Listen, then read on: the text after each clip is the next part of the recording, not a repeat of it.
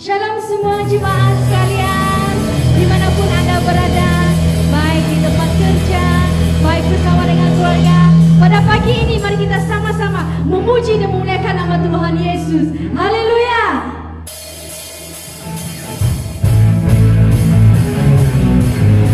Amin. Dia yang menjadikan kita umat pemenang. Haleluya.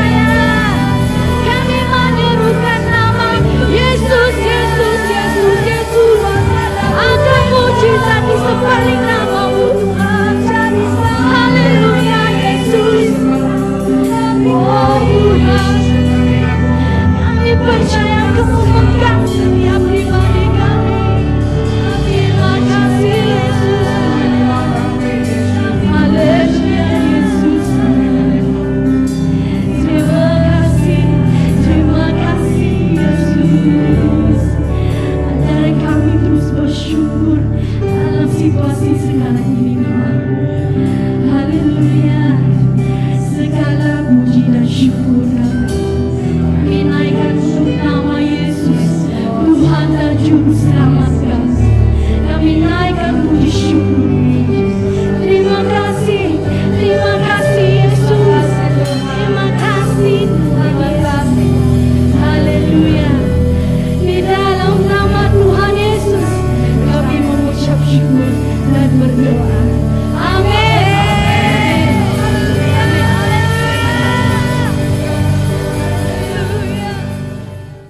Salam jemaat Tuhan yang saya kasih dalam nama Yesus. Pagi ini kita bersyukur di mana kemurahan dan anugerah Tuhan telah menyertai, di mana dalam bulan Maret ini tanggal 21 di mana kita merasakan kekuatan yang Tuhan mampukan dalam kehidupan kita, bukan karena kemampuan kita. Amin. Nah, Tuhanlah yang memampukan kita walaupun dalam situasi pandemik. Kita percaya Bapa kita adalah Bapa yang baik, Bapa yang setia, yang telah memimpin dan menyertai kita sampai saat ini. Mari kita berdoa sebelum kita merenungkan dan juga mendengarkan firman Tuhan. Bapa di surga, kami bersyukur di mana kemurahan-Mu, kasih setia-Mu tidak berubah dalam depan kami, di mana kami merasakan Engkau begitu baik, tidak dapat kami bayangkan, tidak dapat kami katakan bagaimana, tapi kami mensyukuri atas anugerah-Mu Tuhan yang telah memampukan kami melalui dalam pandemik ini Tuhan. Bukan karena kekuatan kami, karena Engkau Tuhan dalam kami, Roh Kudus-Mu yang menguasai. Tuhan, pimpinlah hamba-Mu untuk menyampaikan firman-Mu pada pagi ini. Biar nama Tuhan dimuliakan, biar nama Tuhan ditinggikan di atas semuanya. Terpuji nama-Mu Bapa, inilah hamba-Mu. Di dalam nama Tuhan Yesus Kristus, kami telah berdoa serta mengucap syukur. Amin. Jemaat Tuhan yang dikasihi, kita terus dengan firman Tuhan, yaitu terdapat di dalam Kisah Para Rasul, pasal 2 ayat 41 hingga 47. Dalam Kisah Rasul 4 pasal 2 ayat 41 hingga 47, yang tajuk di atas adalah cara hidup jemaat yang pertama. Orang-orang yang menerima perkataan itu memberi diri dibaptis, dan pada hari itu jumlah mereka bertambah kira-kira 3.000 jiwa. Mereka bertekun dalam pengajaran rasul-rasul dan dalam persekutuan, dan mereka selalu berkumpul untuk memecahkan roti dan berdoa. Maka ketakutanlah mereka semua, sedang rasul-rasul itu mengadakan banyak mukjizat dan tanda.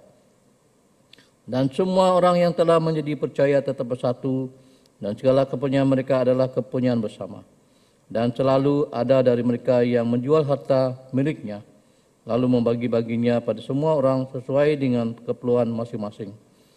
Dengan bertekun dan dengan sehati mereka berkumpul tiap-tiap hari dalam bait Allah. Mereka memecahkan roti dan di rumah masing-masing secara bergilir, dan makan bersama-sama dengan gembira dan dengan tulus hati, sambil memuji Allah. Dan mereka disukai semua orang, dan tiap-tiap hari Tuhan menambah jumlah mereka dengan orang yang diselamatkan. Mari kita lihat di bagian pertama, apakah tragedi ataupun perancangan gereja yang berdoa. Yang pertama yaitu harus hidup di dalam firman Tuhan. Di mana bagian dalam Kisah Rasul pasal 2 tadi mengatakan di mana gereja yang pertama itu mereka merancangkan satu perencanaan, plan, yaitu pertama di ayat 42 itu, di mana mereka bertekun di dalam firman Tuhan. Gereja wujud karena firman Tuhan. Ini mereka lakukan di dalam jemaat yang pertama, di dalam Kisah Rasul. Dan mengapa kita harus hidup dalam firman Tuhan? Di sini kita lihat bagaimana firman Tuhan itu dan kitab suci itu dapat memberi hikmat kepada kita dan menuntun kita kepada keselamatan oleh iman kepada Yesus Kristus. Inilah mengapa kita harus hidup dalam firman. Karena firman itu memberikan keselamatan. Nah, dalam 2 Timotius 3:16 berkata, segala tulisan yang diilhamkan Allah memang bermanfaat untuk mengajar, untuk menyatakan kesalahan, untuk memperbaiki kelakuan, dan untuk mendidik orang dalam kebenaran. Nah, dalam firman Tuhan lain mengatakan bahwa firman Tuhan itu adalah sebagai pelita dan terang jalan. Jadi pada pagi ini, rencana gereja yang berdoa dan meroka itu kita harus memperdalamkan firman Tuhan. Karena firman Tuhan itu dapat bermanfaat mengajar, menyatakan kesalahan, dan juga memperbaiki kelakuan. Sebagai manusia, sebagai orang yang percaya jemaat Tuhan yang saya kasih dalam nama Tuhan Yesus, tanpa firman Tuhan, tanpa kita memperdalamkan firman Tuhan, pasti kita tidak dapat bertahan melalui keadaan-keadaan yang kita hadapi sekarang. Itu perlunya kita perlu memperdalamkan firman Tuhan. Seperti mana jemaat yang pertama, mereka bersama untuk menggali dan juga bertekun di dalam firman Tuhan. Dan terusnya, yang kita tahu firman Tuhan itu adalah kebenaran Allah. Nah, apa yang kita tahu di dalam 2 Timotius 3:16 ini, dia mengatakan bahwa untuk mengajar kelakuan dan untuk mendidik orang dalam kebenaran. Siapa kebenaran itu? Kebenaran ialah sebuah pribadi, karena kebenaran bukanlah hanya perlu untuk diketahui, tapi kebenaran itu ia harus diikuti. Dan juga apakah kebenaran itu? Yesus dengan tegas mengupas tentang kebenaran dalam pemahamannya yang sangat jelas. Kebenaran bukan tentang benda, tetapi Yesus sedang berbicara tentang pribadinya. Ingatlah, Yesus berkata, setiap orang yang berasal dari kebenaran mendengarkan suaraku. Dalam Yohanes 18:37. Kebenaran perlu kita kenal dan perlu kita ketahui. Kebenaran perlu dijalani dan ikuti. Kebenaran perlu kita pertahan dalam kehidupan kita.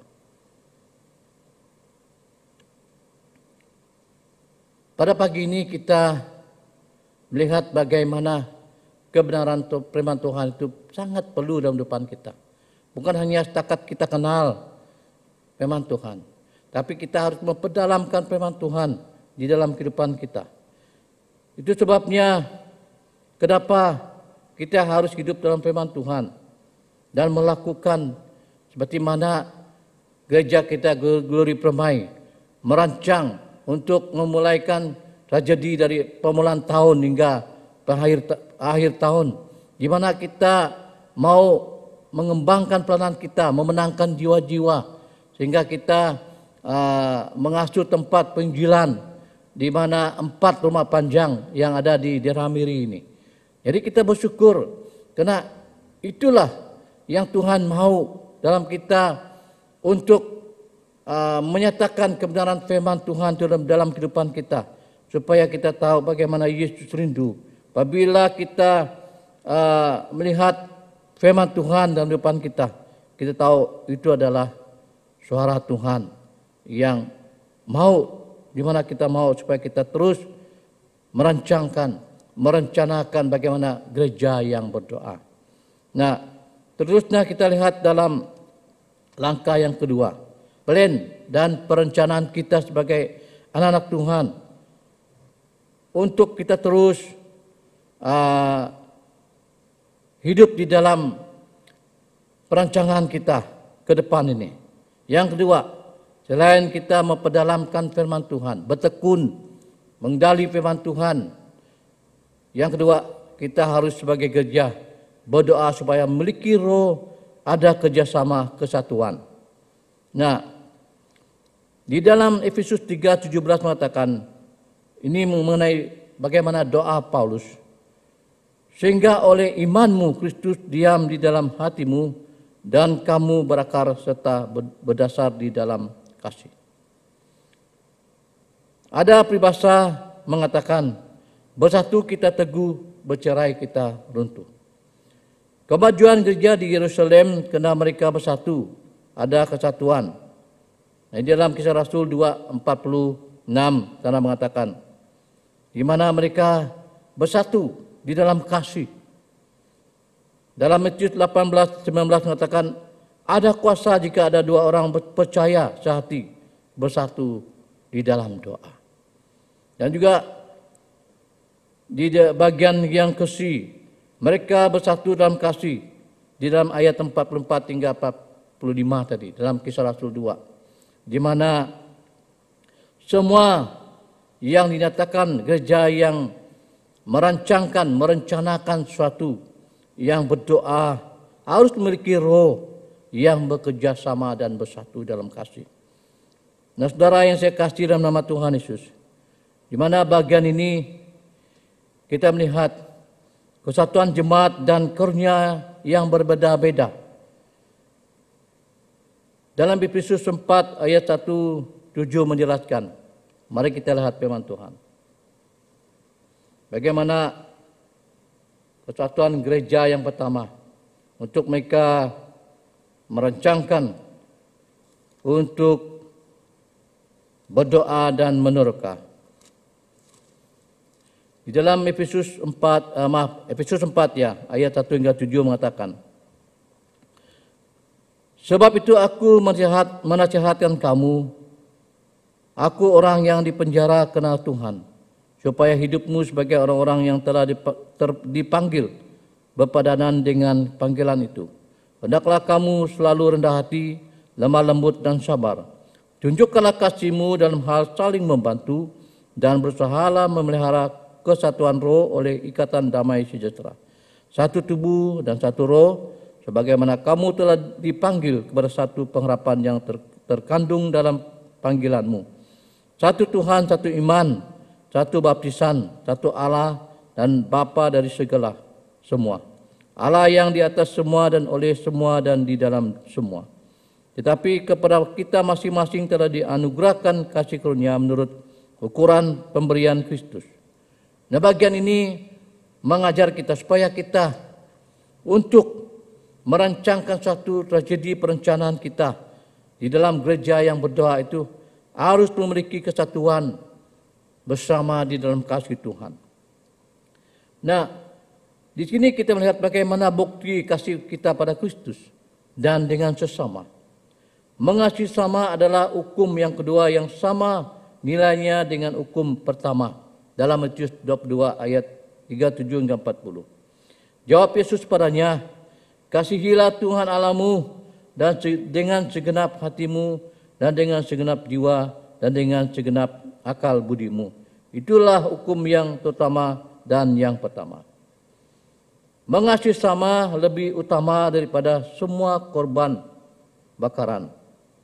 Dan juga mengasihi sama manusia seperti diri sendiri adalah jauh lebih utama daripada semua korban bakaran dan korban sembelihan. Kasih yang sempurna terhadap sesama melenyapkan ketakutan. Di dalam kasih tidak ada ketakutan. Kasih yang sempurna melenyapkan semuanya. Dan juga mendasarkan hukum dan barang siapa takut dia tidak sempurna dalam kasih. Kasih terhadap sesama adalah ukuran kasih terhadap Allah. Jikalau seorang berkata, aku mengasihi Allah, dan ia membenci saudaranya, maka ia adalah pendusta. Karena barang siapa tidak mengasihi saudaranya yang dilihatnya, tidak mungkin mengasihi Allah yang tidak dilihatnya. Nah, pada pagi ini, dalam langkah yang kedua, perencanaan gereja yang berdoa itu, di mana gereja harus berdoa sehati sejiwa, bersatu di dalam kasih Tuhan. Supaya dalam kita mengasihi Allah dalam bagian ini, kita harus mengasihi sesama. Mana mungkin kita katakan saya mengasihi Tuhan, tapi kita membenci sesama kita. Membenci dalam keluarga kita, mungkin lingkungan dalam keluarga kita, anak kita, bahkan sebagai suami istri. Nah, jadi bagian ini, selain kita merancangkan gereja untuk mengembangkan pelayanan kita, perencanaan kita ke depan, untuk kemuliaan Tuhan. Kesatuan kasih Tuhan itu harus dalam kehidupan kita. Banyak anak-anak Tuhan yang sekarang ini, yang walaupun dalam situasi pandemik ini, banyak hal yang memungkinkan kita untuk rasanya kasih itu berbeda. Kasih itu kadang-kadang pudar. Kasih itu dalam situasi sekarang ini tidak dapat dinyatakan dalam keadaan yang pandemik ini. Tapi firman Tuhan mengajar kita untuk kita merancangkan masa depan baik untuk pelayanan Tuhan. Kita harus mengasihi sesama seperti mana Tuhan Yesus sendiri mengajar kita untuk selain mengasihi Allah, kita harus mengasihi sesama. Nah, dalam bagian ini juga memberi kita selain bukti kasih pada Kristus dan sesama, dan bukti kasih terhadap sesama dinyatakan dalam hal saling mengampuni. Efesus 4 ayat 33. Penuh kasih mesra dan saling mengampuni. Saling mengampuni kesalahan sesama.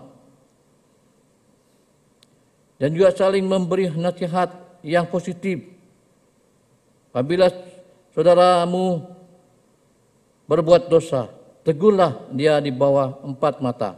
Jika ia mendengar nasihat engkau telah mendapatkannya kembali. Nah, bagian ini juga mengajar kita untuk kita merancangkan suatu, kita harus melakukan kasih agape dalam kehidupan kita. Walaupun kita katakan saya mengasihi Allah, mengasihi Tuhan Yesus, tapi ada kebencian, ada dendam dalam kehidupan kita. Itu tidak akan memajukan gereja kita untuk merencanakan sesuatu di dalam gereja kita yang berdoa dan menerka. Maka itu kita harus buangkan segala kebencian. Kita harus merelakan hati kita untuk mengampuni sesama. Bahkan di dalam keluarga, anak-anak kita. Ya, sebagai manusia kita tidak sama sifat, bahkan cara kita. Tapi sebagai anak Tuhan, kita harus ada kemurahan, saling mengampuni, saling memaafkan. Perancangan kita akan berjaya ke depan dalam kita sebagai gereja yang berdoa dan menerka. Nah, di sebaliknya, jika kita tidak ada kasih di depan kita, berarti tidak ada pengampunan kepada orang lain sesama kita. Nah, ini akan berlaku dalam kehidupan kita. Di dalam 2 Timotius 3, 1 hingga 5. Mari kita lihat. Di bagian ini menyatakan bagaimana kasih manusia itu ke arah yang lain. 2 Timotius.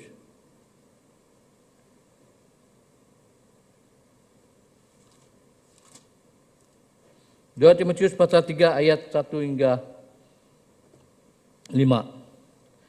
Tajuk di atas adalah keadaan manusia pada akhir zaman.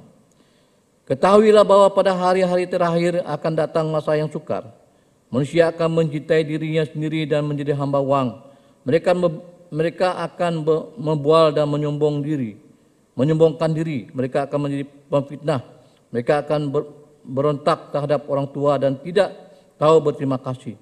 Tidak mempedulikan agama, tidak tahu mengasihi, tidak mau berdamai, suka menjelekkan orang, tidak dapat mengekang diri, garang, tidak suka yang baik, suka mengkhianat, tidak berpikir panjang, belagak tahu lebih menuruti hawa nafsu dan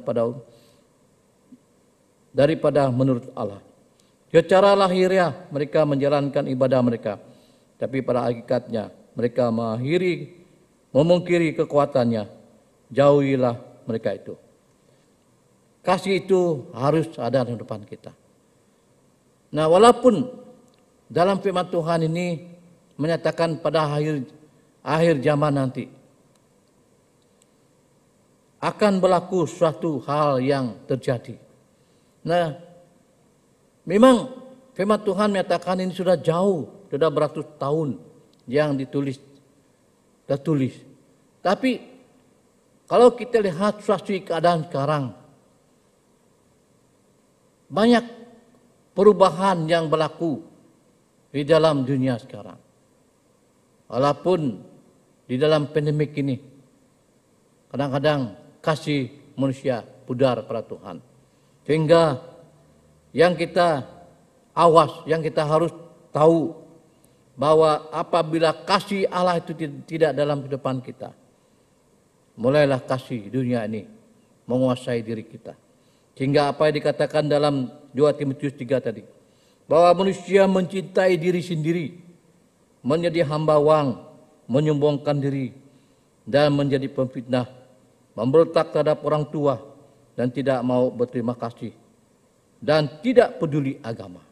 Ini akan terjadi apabila kita sebagai anak Tuhan, untuk kita merancangkan sebagai gereja yang berdoa dan menerka. Hilangkan semua kasih dunia ini, kepentingan diri sendiri. Memang sebagai anak Tuhan, kita diberikan Tuhan satu talenta, karunia masing-masing. Tapi dalam kita sebagai bergereja, gereja yang berdoa dan menerka, Tuhan mau kita bersatu di dalam Tuhan. Supaya segala hal-hal yang berlaku dalam kehidupan sebagai manusia, kita harus singkirkan. Saudara jemaat yang saya kasih dalam nama Tuhan Yesus, untuk kita terus maju, untuk merencanakan sebagai gereja yang berdoa dan menerka. Hiduplah di dalam pertobatan. Bukan hanya dikatakan pertobatan itu hanya apabila kita bertobat yang pertama itu, kita telah menerima Tuhan Yesus sebagai juru selamat. Lebih jauh daripada itu, pertobatan itu bukan kita menjauhkan kejahatan dan melakukan yang baik. Tidak. Pertobatan itu adalah orang yang memerlukan pimpinan Tuhan, kekuatan Tuhan. Bukan pertobatan itu hanya dikatakan bertobat, dia melakukan kemauan dia sendiri karena kekuatan dia, tidak. Ini yang harus kita lakukan. Apabila kita menyadari sebagai manusia kita lemah, kita tidak mampu, biarlah pertobatan kita hari itu akan memberikan satu, mengundangkan hadirat kuasa Tuhan itu hadir dalam kehidupan kita. Ini yang harus kita lakukan sebagai anak Tuhan. Hiduplah di dalam kasih agape, supaya di dalam gereja kita akan bersatu. Di dalam gereja kita akan kita lakukan satu perancangan yang baik, bahkan dalam kita sebagai gereja yang berdoa dan menerka. Langkah yang terakhir, yang ketiga, perencanaan gereja yang berdoa, yaitu Injil harus diberitakan. Selain mereka yang gereja yang pertama, mereka memperdalamkan firman Tuhan. Mereka bersatu di dalam kasih, mengasihi sesama. Di dalam bagian yang kita dibaca tadi, di mana mereka bersatu, mereka menjualkan harta mereka, milik mereka, untuk menolong orang lain. Nah, kalau tidak ada kasih Tuhan dalam kehidupan mereka, pasti mereka tidak ada hati yang mau menolong sesama. Nah, bagian terakhir ini untuk kita sebagai jemaat Tuhan, untuk kita merancangkan, untuk kita membuat satu perencanaan gereja yang berdoa. Injil harus diberitakan. Di dalam Roma pasal 1, dilihat dalam Roma pasal 1.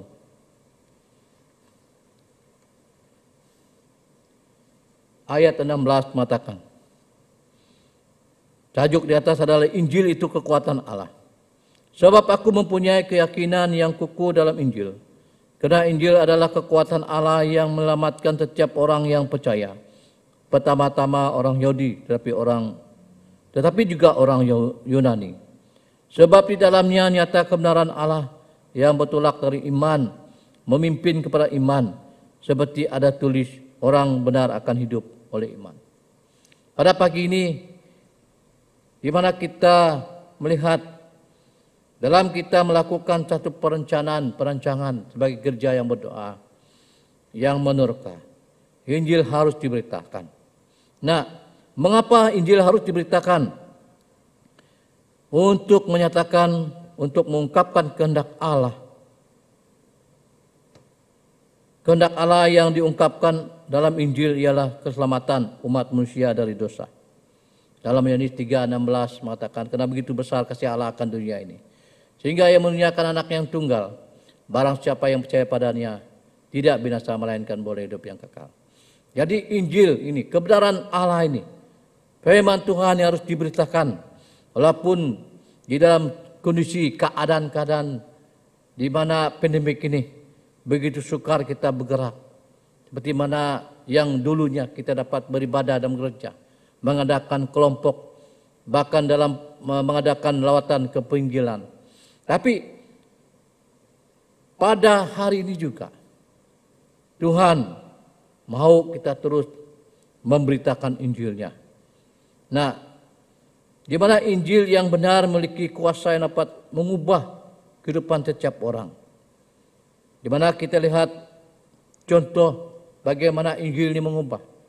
Seperti Rasul Paulus, orang yang ganas, dia adalah antikristus, diubah menjadi orang yang berbelas kasihan dan pembela. Nah, ini juga memberi satu pengajaran bagi kita.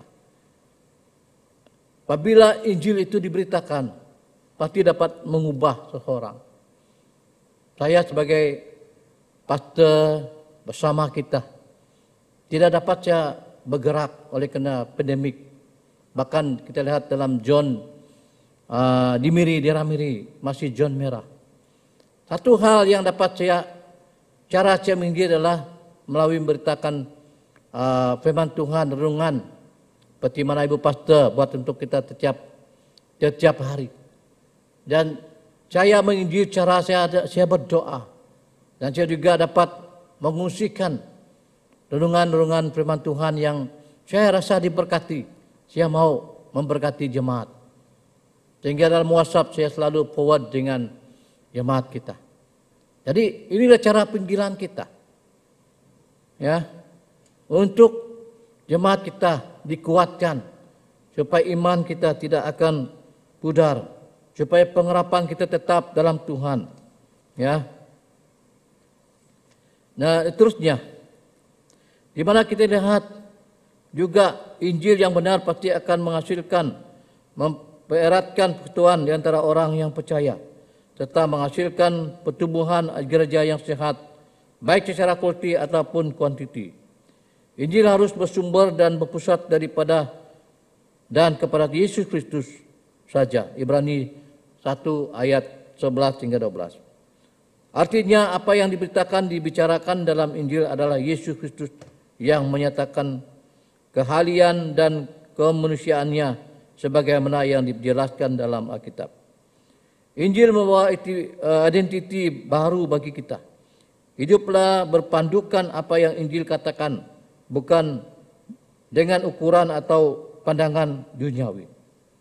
Apapun pekerjaan Anda atau kita, ingat bahwa misi sebenarnya kita adalah untuk melaksanakan rencana agung Allah.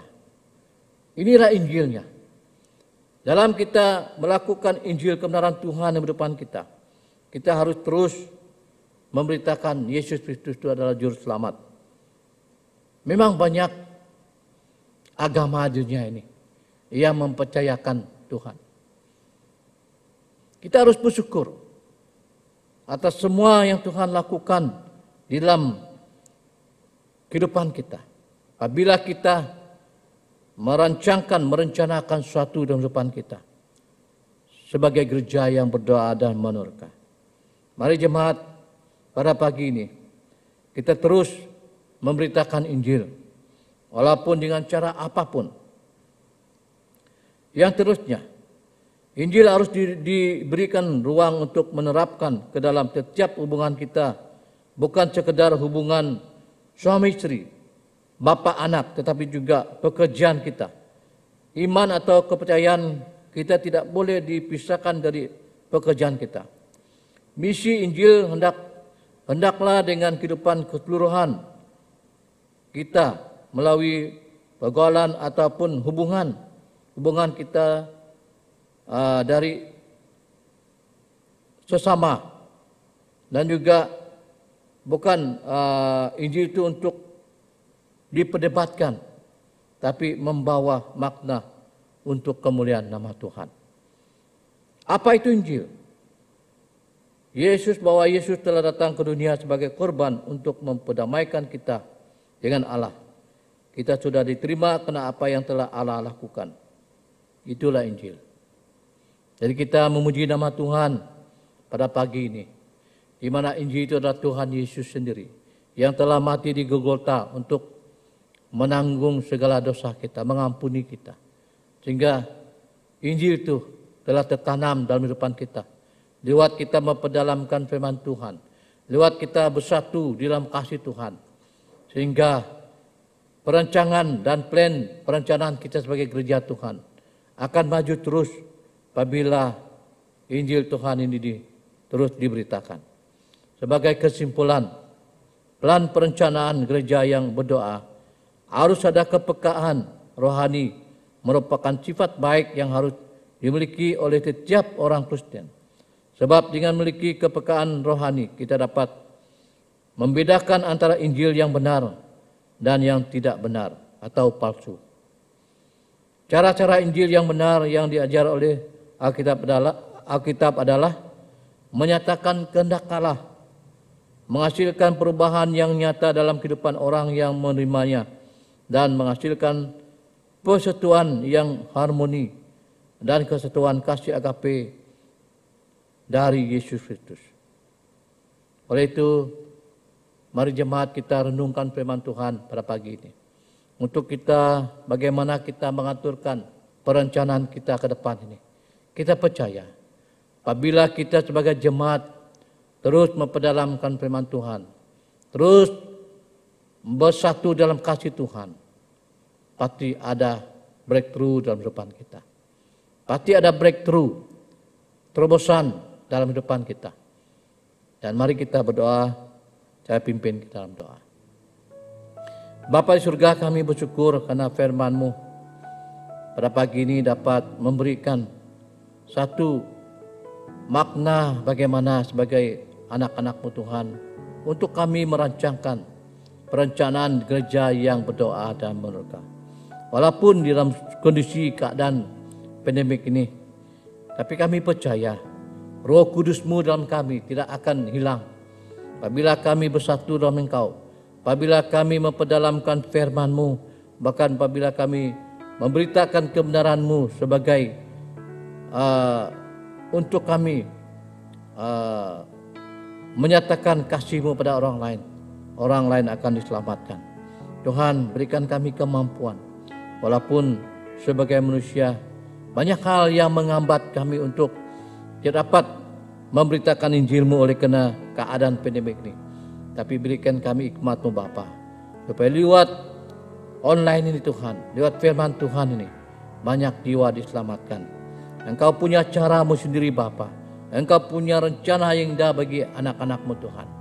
Berkatilah jemaat kami Glori Permai, dimanapun mereka berada, baik yang sekolah, bahkan dalam kelemahan tubuh, jamah mereka, sembuhkan mereka Bapa. Bahkan orang tua, bahkan yang bekerja, dimanapun berada Tuhan, Engkau memberkati.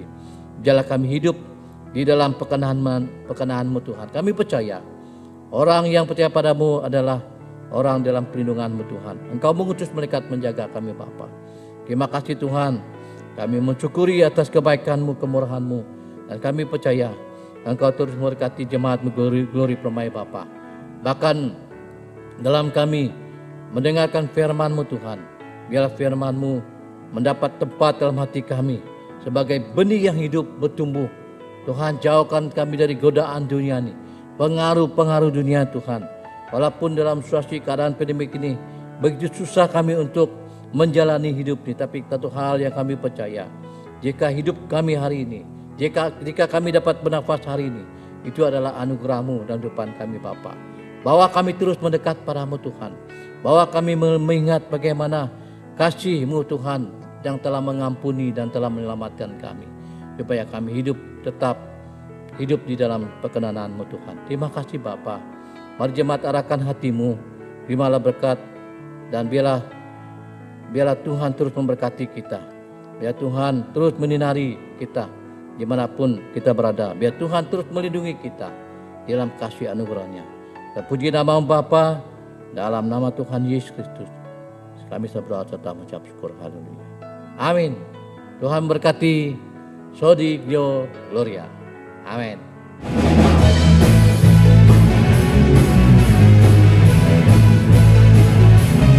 Mari kita sama-sama bertepuk tangan.